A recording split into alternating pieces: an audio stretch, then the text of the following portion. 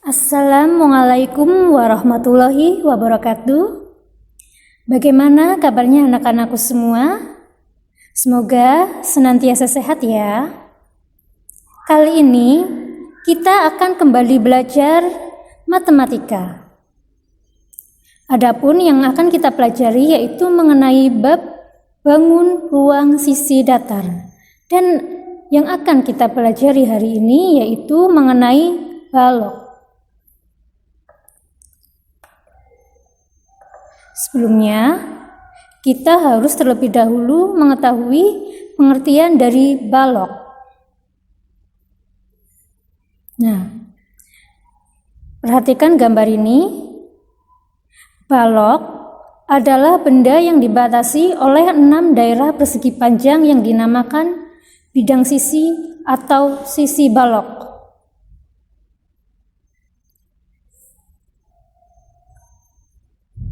Jadi, pada balok ini itu terdapat 6 sisi. Sisinya itu ada apa aja, yaitu sisi A, B, C, D, B, C, G, F, C, G, D, H, A, D, H, E, F, G, H, dan A, B, C, D. Tadi udah disebutkan yang ini ya. Ada 6 sisi pada balok. Atau bisa juga disebut sebagai bidang sisi. Nah, gambar ini menunjukkan bisa dinamai sebagai gambar balok A, B, C, D, E, F, G, H dengan bidang alasnya yaitu A, B, C, D dan bidang atasnya yaitu E, F, G, H. Selanjutnya, setelah kita mengetahui pengertian dari balok, kita akan mengetahui unsur-unsur apa saja yang terdapat pada balok. Nah, misalkan ini masih pada balok A, B, C, D, E, F, G, H. Adapun unsurnya yaitu yang pertama adalah sisi balok. Seperti yang tadi telah saya sampaikan bahwa sisi balok itu terdapat 6, namun mempunyai 3 pasang sisi. 3 pasang sisinya itu apa saja? Yaitu berarti yang sejajar ya, berarti sisi B, C, G, F sejajar dengan AD, EH. Kemudian ini ada sisi AB, FE, berarti pasangannya dengan CD, GH.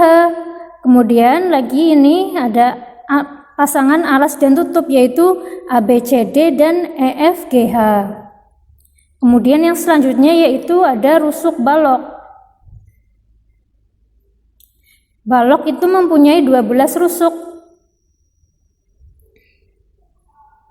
Dan rusuk-rusuk tersebut terbagi dalam 3 bagian yang masing-masing terdiri atas 4 rusuk yang sejajar dan sama panjang. Nah, ini rusuknya itu kan sama panjang ini. EF, AB, DC, GE itu kan sama panjang. Kemudian ini ada juga BC, FG, EH, AD sama panjang kan. Kemudian ada juga yang tinggal tegak. Ya, sisi yang tegak berarti AE, BF, CG, DE. Nah, ini bisa disebut sebagai tinggi pada balok. Berarti ada sisi panjang, lebar, dan tinggi pada balok itu adalah bagian-bagian dari balok. Kemudian ada juga titik sudut balok. Nah, titik sudut itu merupakan titik pertemuan rusuk. Nah, dan sebuah balok itu mempunyai 8 titik sudut. Apa saja? Yaitu titik A, titik B, titik C, titik D, titik E, titik F, titik G, dan titik H. Seperti itu mengenai unsur-unsur balok. Ada sisi balok, rusuk balok, dan titik sudut balok. Selanjutnya kita akan mempelajari diagonal balok. Yang pertama yaitu diagonal sisi atau bisa juga disebut sebagai diagonal bidang. Diagonal sisi berarti diagonalnya itu terletak pada sisinya. Nah, pada ini ada contoh balok yang namanya itu KLMN OPQR. Nah, pada balok ini itu mempunyai 12 buah diagonal sisi apa saja, yaitu sisi KP, ini jika ditarik garis lurus ya, garis menceng ini kita juga telah mempelajari teorema Pythagoras pada pertemuan sebelumnya. Nah, pada konsep diagonal sisi ini itu mencarinya itu menggunakan teorema Pythagoras. Nih, sisinya itu ada sisi KP, sisi LO berarti sini ya. Kemudian LQ, MP, MR, NQ, KR, NO, LN, KM, OQ, dan PR.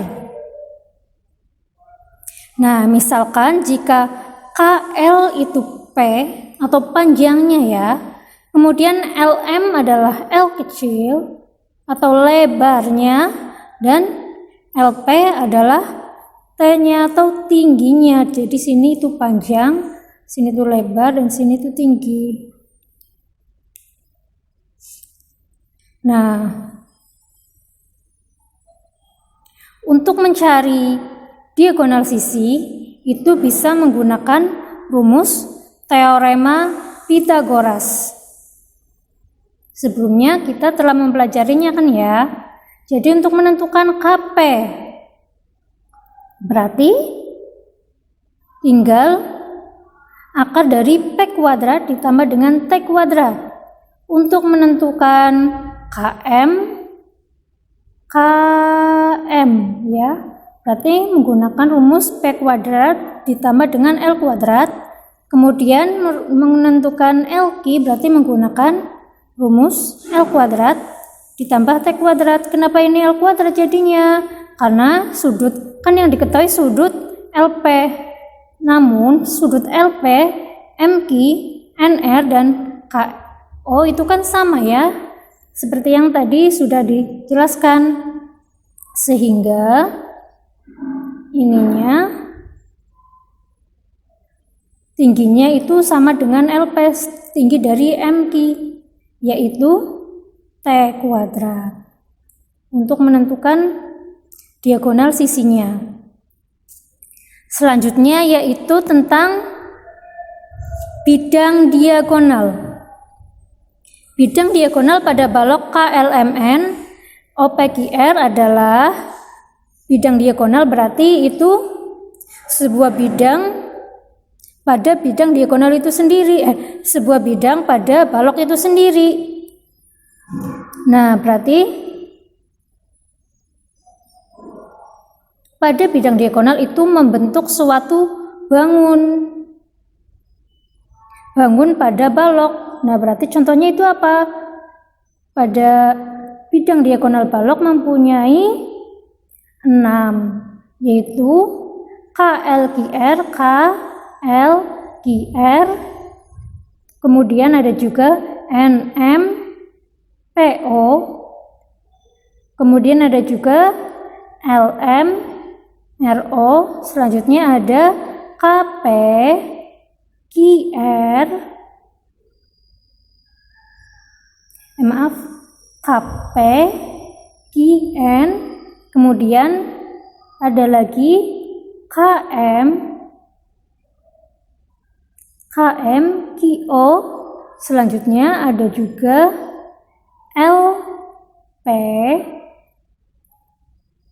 PR, LP, NL, PR. Nah, ini kan membentuk suatu bidang atau bangun ya. Kemudian ada pun cara menentukan luas bidang diagonal dapat dicari dengan cara menentukan diagonalnya dulu. Diagonalnya bisa dicari dengan apa? Dicari dengan Pythagoras. Kemudian dikalikan dengan tingginya. Sehingga untuk menentukan bidang diagonal dicari dengan cara luasnya itu dengan cara akar dari P kuadrat ditambah T kuadrat. Kemudian hasilnya dikalikan dengan tinggi pada balok itu. Selanjutnya yaitu mengenai diagonal ruang. Diagonal ruang pada balok KLMNOPQR adalah diagonal ruang, berarti diagonalnya itu terletak di ruang atau di dalam diagonal atau di dalam balok itu sendiri. Contohnya yaitu berarti ada kaki, ini ada di dalam ya. Jika kita tarik garis lurus LR ini bisa dilihat titik-titiknya, yaitu adalah diagonal ruang. Kemudian ada MO, selanjutnya ada NP, seperti itu.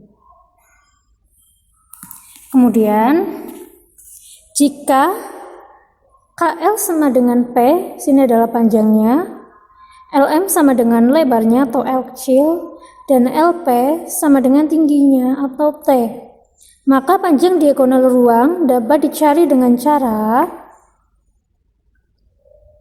misalkan akan mencari kaki, panjang kaki itu bisa dicari dengan cara menggunakan rumus P kuadrat akar dari P kuadrat ditambah L kuadrat ditambah T kuadrat, atau dengan kata lainnya yaitu akar dari panjang sisi yang dikuadratkan, kemudian lebar yang dikuadratkan, dan tinggi yang dikuadratkan. Kemudian jangan lupa hasil dari penjumlahan tersebut kita akarkan. Nah, kita coba ke contohnya. Contohnya yaitu berapa panjang diagonal ruang sebuah balok dengan ukuran panjang 40 cm, lebar 20 cm, dan tinggi 10 cm. Nah, ini yang diketahui yaitu panjangnya 40 cm, lebar 20 cm, tinggi 10 cm. Nah, untuk menentukan diagonal ruangnya, tadi kita telah mengetahui rumusnya ya, bahwa diagonal ruang bisa dicari dengan cara akar dari P kuadrat ditambah L kuadrat ditambah dengan T kuadrat. Nah, P-nya yaitu 40, L-nya yaitu 20, dan T-nya yaitu 10. Kemudian hasilnya itu dikuadratkan sehingga diperoleh yaitu akar dari 1600 ditambah 400 ditambah 100. Hasilnya yaitu akarnya yaitu akar 2100. Nah, ini karena masih bentuknya seperti ini, susah ya untuk diakarkan. Kita bisa sederhanakan 2100 yaitu merupakan hasil perkalian dari 100 dikali 21. Kemudian dari perkalian ini kita pisahkan menjadi akar 100 dan akar 21, kemudian dikalikan ya. Nah, ini 100-nya itu kan bisa dibuat dalam bentuk itu ya. Bisa diakarkan, akar dari 100 yaitu 10, kemudian 21-nya tetap, sehingga hasil dari diagonal ruangnya yaitu adalah 10 akar 21 cm. Jadi panjang diagonal ruang balok tersebut yaitu 10 akar 21 cm, seperti itu. Kemudian selanjutnya itu jaring-jaring balok. Jadi jaring-jaring balok itu diperoleh dari model balok yang diiris beberapa rusuknya, kemudian direbahkan. Jaring-jaring balok merupakan rangkaian 6 buah persegi panjang yang terdiri dari 3 pasang persegi panjang yang kongruen. Kongruen itu apa? Kongruen itu sama, persis. Nah, perhatikan, ini ada sebuah balok ABCDEFGH. Kemudian beberapa rusuknya ini pada gambar 2 yaitu diiris. Setelah diiris, kemudian hasil dari balok itu kita rebahkan, maka terbentuklah jaring-jaring balok seperti ini. Seperti gambar 3 ini merupakan jaring-jaring balok. Ada banyak mengenai jaring-jaring balok dan gambar 3 ini adalah salah satunya. Nanti kalian bisa mencoba sendiri selain contoh ini ya. Kemudian yang selanjutnya itu tentang luas permukaan dan volume balok. Nah, sudah tidak asing lagi ya. Nah, misalkan ini ada contoh balok A, B, C, D, E, F, G, H. Nah, ini sudah diketahui sisi panjang yang mana, lebar yang mana, tinggi yang mana.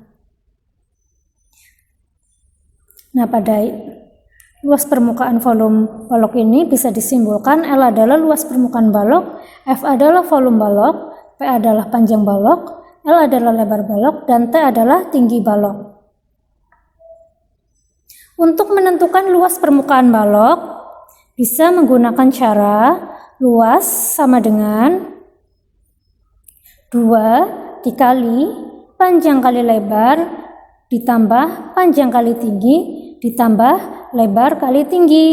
Kemudian untuk menentukan volume balok, bisa menggunakan rumus volume, yaitu panjang dikali lebar dikali tinggi. Untuk lebih jelasnya kita coba lanjut ke contohnya ya. Contohnya, sebuah balok mempunyai panjang 200 cm, lebar 10 cm, dan tinggi 20 cm. Kemudian pertanyaannya, hitunglah luas dan volume balok tersebut. Jadi luasnya tadi menggunakan rumus 2 kali panjang kali lebar ditambah dengan panjang kali tinggi ditambah dengan lebar kali tinggi. Panjangnya sudah diketahui 200, lebarnya 10 cm, dan tingginya 20 cm. Kita langsung saja memasukkannya ke dalam rumus. Ini tinggal dikalikan dulu. Ya, disubstitusikan, panjangnya 200, lebarnya 10, kemudian dikalikan. Panjangnya 200 dan tingginya 20, kemudian dikalikan. Lebarnya 10, tingginya 20, kemudian dikalikan. Setelah itu dijumlahkan. Maka hasilnya adalah, hasil dari ini yaitu 6.200. Kemudian setelah itu dikalikan dengan 2. Dan hasilnya yaitu, luasnya yaitu 12.400 meter persegi. Kemudian kita lanjut ke volume balok. Nah, volume balok itu tadi menggunakan rumus panjang kali lebar kali tinggi. Jadi tinggal langsung dikalikan saja. 200 dikali 10 dikali dengan 20. Maka hasilnya yaitu hasilnya itu 40.000 cm kubik. Nah, contoh selanjutnya.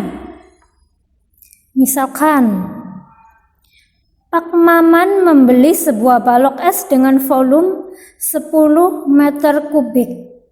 Jika diketahui panjang balok es tersebut adalah 2,5 meter dan lebarnya 2 meter, berapa tinggi balok tersebut? Nah, rumusnya yaitu menggunakan, karena ini diketahui adalah volume, maka kita menggunakan rumus volume, yaitu panjang kali lebar kali tinggi. Nah, volumenya ini tadi sudah diketahui yaitu 10. Nah, panjangnya adalah 2,5, lebarnya 2, dan tingginya akan kita cari. Nah, ini tinggal langsung diturunkan saja. 10-nya diturunkan saja ya, mengikuti. Kemudian 2,5-nya dikali dengan 2, hasilnya yaitu 5. Kemudian 5 dikali tinggi, hasilnya adalah 5T ya. Kemudian setelah itu, karena ini hasilnya 5T, kita akan membuat jadi bentuk T, sehingga hasilnya yaitu 10 dibagi dengan 5, sehingga hasilnya yaitu adalah 2.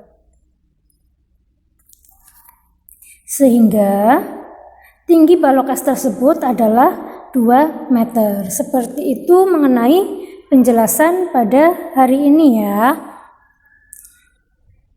Untuk kurangnya saya mohon maaf dan terima kasih atas perhatiannya karena telah menyimak video pembelajaran ini. Demikian saya akhiri. Wassalamualaikum warahmatullahi wabarakatuh.